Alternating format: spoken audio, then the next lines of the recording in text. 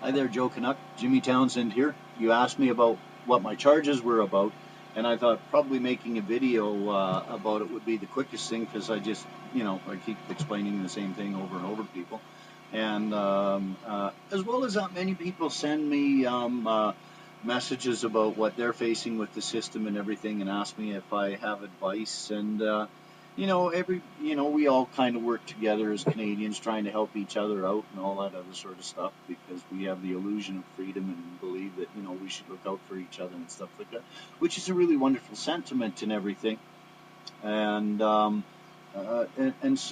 I had to really sit down and think about this because I noticed that people's moods are changing. People are getting more and more desperate all the time. And even if you're sitting there trying to help them out, they really don't even listen to what it is that you're saying because they want you to take something and just put it down point by point exactly what they do to beat the system and everything else. And, kind of what the purpose of my books was to point out that, we have an illegitimate government and courts and corporate system that is running us under color and guise of law. So there is no silver bullet that you can use whenever a lawyer just has a license to steal and he's just shooting fish in a barrel. That's literally what's happening in court. We have a Justice Department and a Justice Minister, but the first thing you see when you go into the courthouse is Justice blindfolded, which is really reality. They're telling you, this subliminal messaging, and you should be clicking in on this, is that you haven't got a hope in hell. And that's just knowledge. My charges were because I had the audacity to open my mouth and say, the Emperor's got no clothes, as he paraded down the street in his new suit. We all know that little tale. And I'm not being facetious anymore. I can tell people that want me to itemize exactly what it is you do when you go into court. You only need one thing on there: plead guilty. Because unless you got enough money for the lawyer to actually cut a deal for you to get off whatever crime it is, which in that case it doesn't matter what you do, you don't have to really worry about it. But other than that, the system pays itself basically through your social account, which is just how the system has come about to grab your birthright and your portion of what is yours in our supposed free country and put it against your social account to their benefit. So lawyers just want to make a bunch of money. My charges, well, we were being harassed off a mining claim, and one of my 6 mining claims, and I didn't want to leave, and public servants wanted it, and they just harassed me, and finally we were nearly murdered in a drive-by shooting, an attempted murder, and I wrote a complaint to the ombudsman. I used the official office to petition the government for redress, and of course the cops that were harassing us just changed what I wrote to the ombudsman and charged me with what they wrote. They said I was uttering threats against my disability worker. And so then I wrote another complaint to the RCMP Complaints Commission, and they investigated themselves, and then they laid another barrage of charges against me using the same letter that I'd written to the ombudsman, and even using the same wording that how they'd rewritten it to charge me with what they wrote for the second set of charges. So of course, when it went to trial a few years later, I think about 3 years later or something like that, for the first charge, the judge ruled that no reasonable man would have thought my complaint to the ombudsman was a threat, and he found in my favor. He found me not guilty. And that caused a lot of problems for the second set of charges because they used the same evidence. Then they had to throw out those set of charges as well. So for being the victim of an attempted murder, I got off with only 6 months in jail and 6 months under house arrest. And if I would have been found guilty of the phony charges that they laid against me, I would have done a lot more time as well. So people have this perception that I won, but I really didn't, because it didn't matter that I was innocent of what it was that they wrote. I still did the time because of process, and these guys know how to play the process. There's lots of people that are in jail that are innocent. George Orwell wrote about this back in 1947 when he wrote 1984. About Winston, and I forget who the lady was that worked in the Ministry of Porn. Well, here we have the government and the courts, and then the Ministry of Porn, that would be the RCMP, and the Ministry of Justice, which is the Justice Department, which is essentially the courts. So George Orwell kind of wrote all about this, and he wrote about how the world was controlled by these three superstates. We can see the North America superstate. We've already got the European Union superstate. We're trying to make the Oceania, I think they call the Australian region, superstate, so that we can all be at perpetual war with each other. And then they'll show your picture on TV whenever they make up charges against you, so everybody can sit there and have their moment of hate at the latest person to be vilified. And it's like they say, war is peace, truth is lie, and all that other sort of stuff.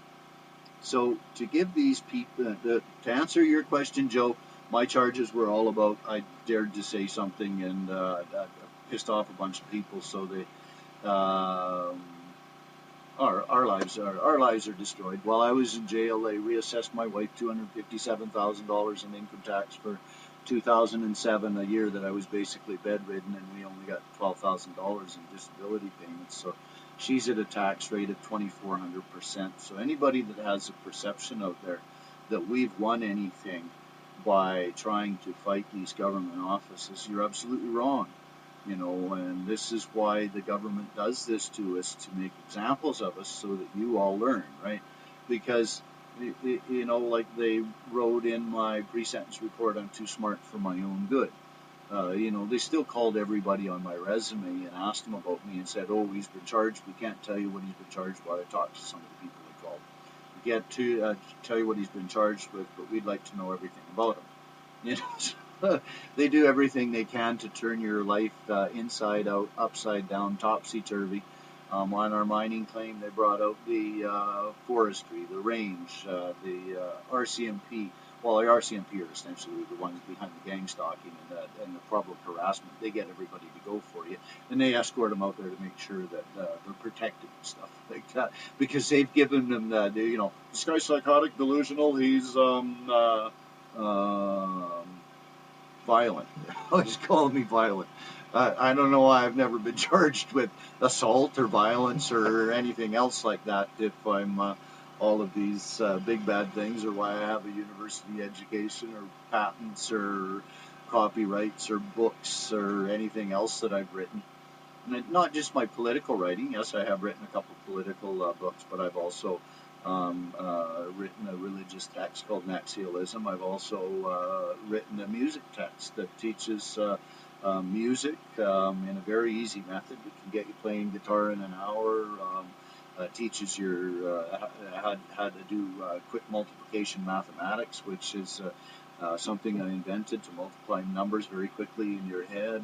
It's got a chord calculator in it, and that's basically where I'm at. So what the world believes about me and what the RCMP and everybody else keeps records of and all this other sort of stuff is vastly different from reality. Just as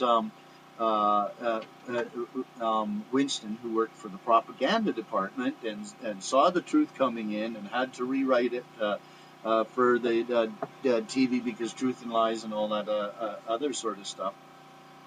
And he was frustrated because he realized what the truth was being stuck in the box. But what Winston didn't do is he didn't keep silent. He didn't just endure it and go along with it and all that other sort of stuff. And it basically destroyed everybody that he knew.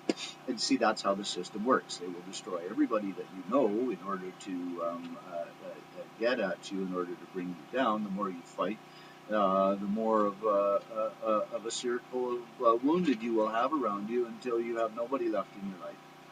And you're sitting in the middle of a snowbank, waiting for them just to murder you and make up some stupid fucking story about, whatever plays on the news, or, whatever they manage to convince the entire world of. So my advice to you is just plead guilty. You only need one, write down one rule, plead guilty. If I had never ever said anything,